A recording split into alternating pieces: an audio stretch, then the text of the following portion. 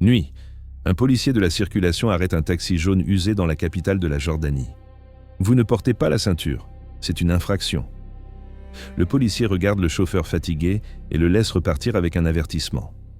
Ce n'est que le lendemain matin qu'il apprend que l'homme au volant était le roi Abdullah. Et les passagers n'avaient aucune idée de qui les conduisait. Mais pourquoi parcourait-il la ville déguisé en chauffeur de taxi ? Était-ce un passe-temps étrange ou un coup de communication ? Qu'a-t-il entendu de si choquant de la part des passagers que dès le lendemain, un véritable tumulte a commencé ? Et quels autres déguisements extravagants le roi a-t-il utilisés ? Regardez la vidéo jusqu'au bout, le final va vous surprendre. Février 1999.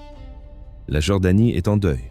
Le roi Hussein, qui a régné pendant presque un demi-siècle, est en train de mourir.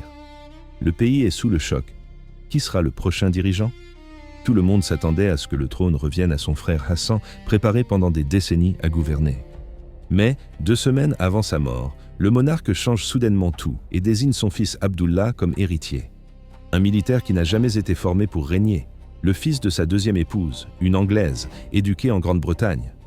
Beaucoup doutaient, ce Européen pouvait-il diriger un royaume arabe ? Mais il avait un plan que personne n'attendait. La Jordanie de la fin des années 90 était un pays à l'économie faible, rongé par la corruption de l'intérieur.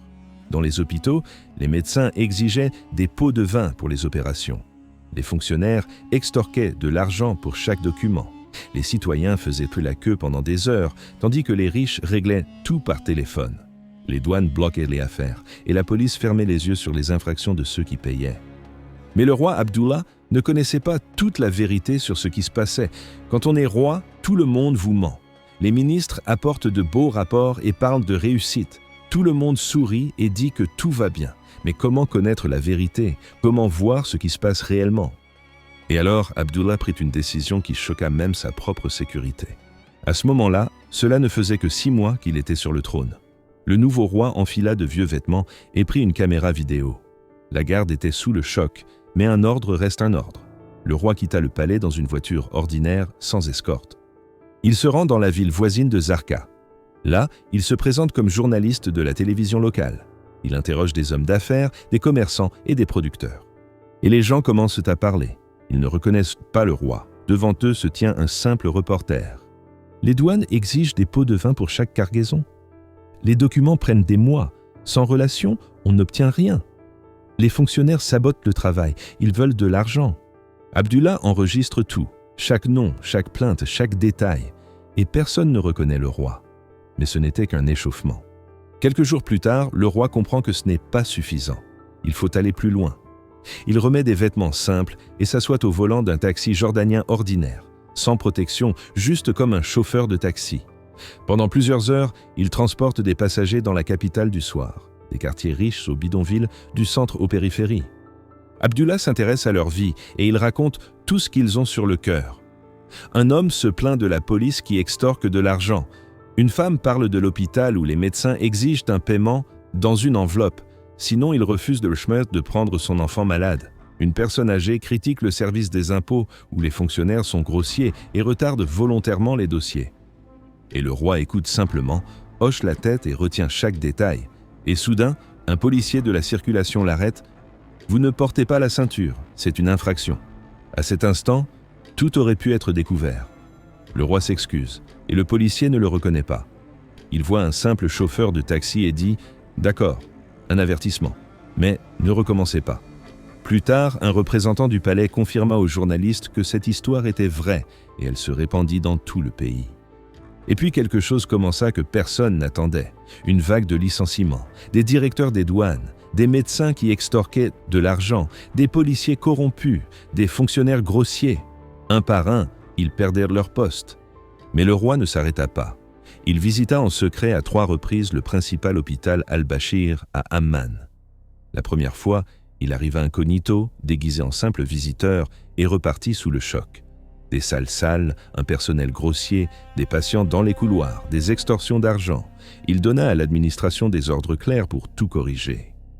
La deuxième fois, il revint 2 mois plus tard. Aucune instruction n'avait été appliquée, pas une seule. Tout était resté pareil.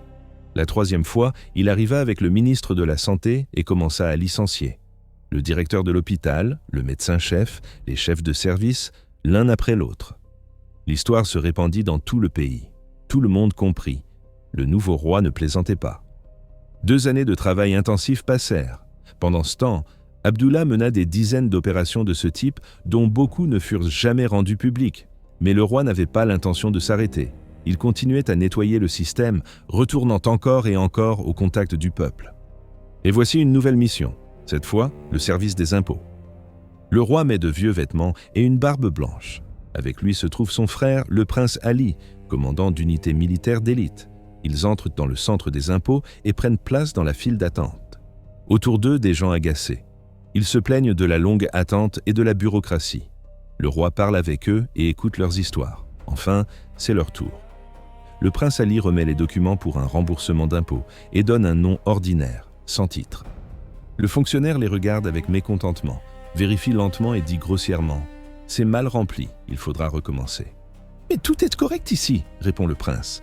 Mais le fonctionnaire crie « J'ai dit que c'était mal, recommencez !»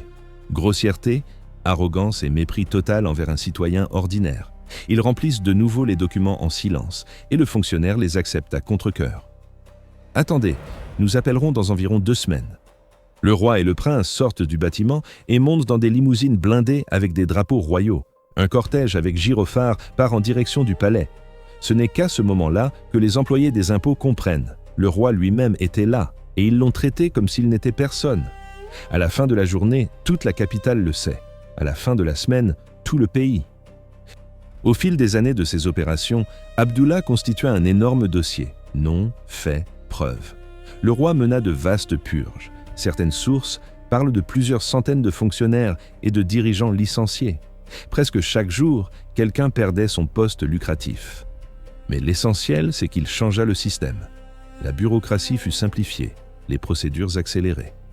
Dans les hôpitaux, des files d'attente transparentes furent mises en place et aux douanes, un système électronique. Un numéro vert pour les plaintes apparut au service des impôts. Les journaux écrivaient « Le roi sait tout ». Les fonctionnaires avaient peur, car chaque visiteur pouvait être le roi. Cette peur les obligeait à travailler honnêtement. Les critiques disent que c'était une belle campagne de communication.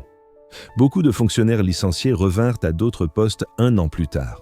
Le système n'a pas changé, seule l'apparence a changé. D'autres estiment qu'il a réellement transformé le pays, que la corruption a diminué et que le peuple a recommencé à croire en la justice. Qui a raison? Chacun en décide. Aujourd'hui, le roi Abdullah a 63 ans. Il gouverne la Jordanie depuis 26 ans. On le considère comme l'un des dirigeants arabes les plus progressistes. En 2016, il a été reconnu comme le musulman le plus influent du monde. La Jordanie est une île de stabilité au Moyen-Orient, entourée de guerres et de chaos. Son pays a survécu tandis que ses voisins s'effondraient. Et au passage, personne ne sait avec certitude s'il continue encore ses opérations aujourd'hui. Les Jordaniens eux-mêmes disent que, encore maintenant, lorsqu'ils montent dans un taxi, ils regardent le chauffeur, au cas où ce serait encore le roi. Maintenant, pensez à votre pays. La plupart des dirigeants modernes sont tellement coupés de la réalité qu'ils ne savent même pas combien coûte le pain. Et votre dirigeant, oserait-il aller au contact du peuple, par exemple dans le métro mais sans caméra, pour entendre la vérité? Mettez un like si cette histoire vous a impressionné. Abonnez-vous, beaucoup d'autres histoires incroyables arrivent. Merci d'avoir regardé et à bientôt.